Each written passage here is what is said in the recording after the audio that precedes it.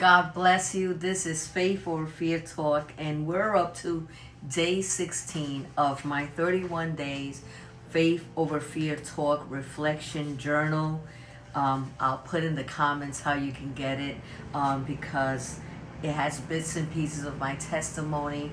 But what I'm doing is giving a reflection on top of the reflection for that day. And the title of that reflection that day 16, the book is He Sees You. He sees you. Let us go to the book of Genesis, chapter 16, verse 13. It says like this: in the name of the Father, the Son, and the Holy Spirit. She named the Lord who spoke to her, "You are El Roi." For she said, "In this place have I actually seen the one who sees me." The one who sees me. And I'm just going to mention something quick about day 16 of my testimony, because it was a difficult time. It was a very difficult time in my life. I was living in sin. I was in a lot of pain, and I was suicidal. Contemplating. I've contemplated and tried to commit suicide a couple times in my childhood, in my teenager years, but not as an adult. But it came to a moment of time where I was just in so much pain, felt abandoned, felt isolated, felt betrayal, felt unseen. And the Lord appeared. He appeared to me in a form of giving me a reason to live. And when you go read day 16, you will see that. He sees me. He sees you. That's the theme. But Hagar says, He sees me. In Genesis 16:13, we see that Hagar gives God a powerful name, El Roi. El Roi, the God who sees me. This moment happens in the wilderness, in a time of wilderness, in a wilderness season, not in comfort. She wasn't a happy day. She was in her wilderness season. Hagar was alone, mistreated. Can we apply these things to a certain wilderness season that we've gone through? She was mistreated, alone, and fleeing a difficult situation. Hagar was, again, I want to repeat this because I feel that some of us are probably even in this state right now, that you're feeling alone, mistreated, and probably trying to get out of a difficult situation. She felt invisible to others.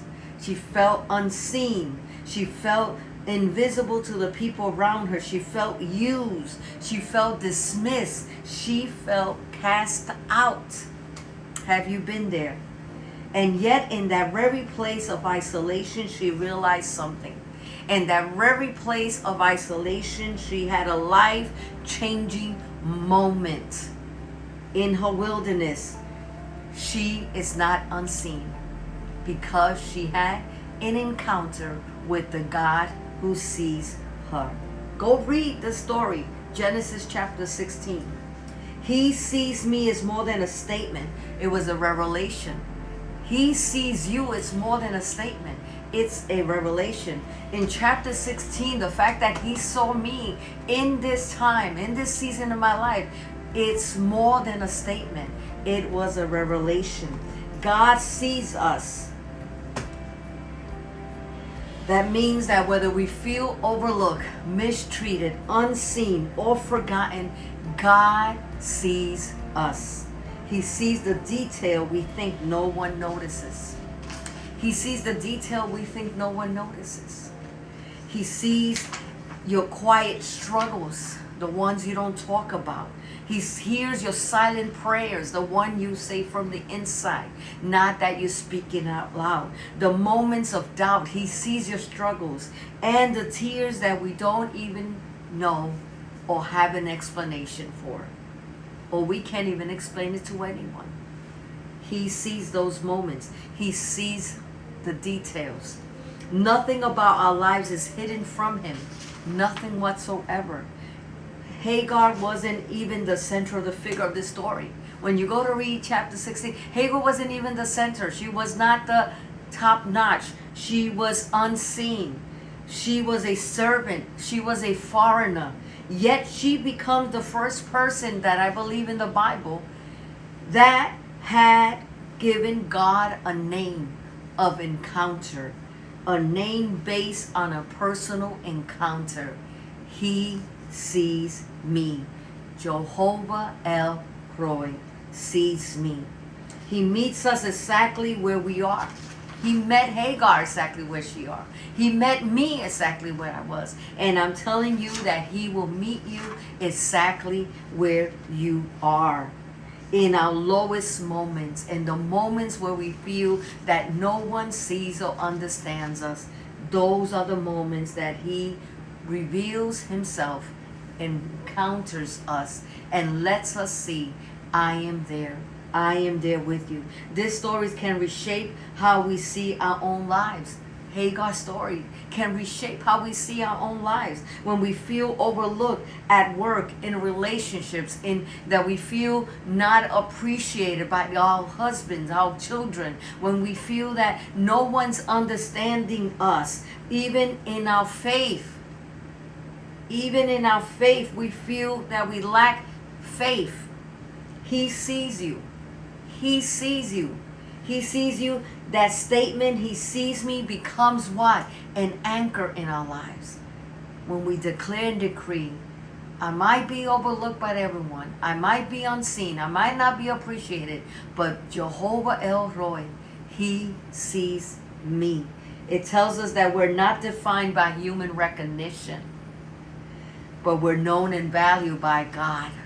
We're known and valued by God. It also challenges us. It also challenges us.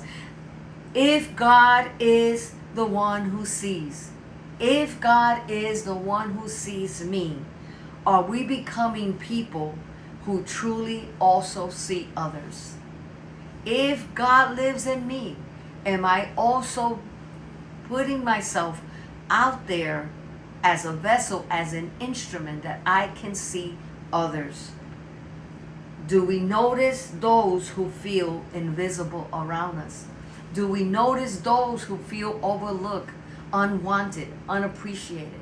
Do we notice those when they're isolating themselves? Do we notice those that are not crying out loud their pain? Do we notice them? Do we notice them? Hagar's story doesn't end in the wilderness, because being seen by God is just the beginning. Being seen by God led to direction, to hope, and purpose. And that's the same for us. Being seen means we're not alone, we're not forgotten, and we're not without a future.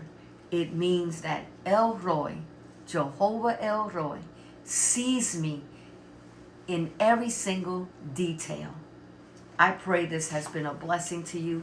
Make sure you get the book. The information will be in the comments as we continue next week. Next week, Monday through Thursday, we'll be continuing the book until we finish the 31 days. There will not be a Faith or Fear Talk after the midnight hour today. I start my resting and the weekend. I say resting, but I'll be very busy. But keep me in prayer as I will continue praying for you as well. And I'll see you all next week as we continue with day 17 and at the evening hours of the day, and then also after the midnight hour we'll be doing another day. I see you then. You still have time to go get your book and be part of this. I love you guys. Have a blessed weekend. God bless.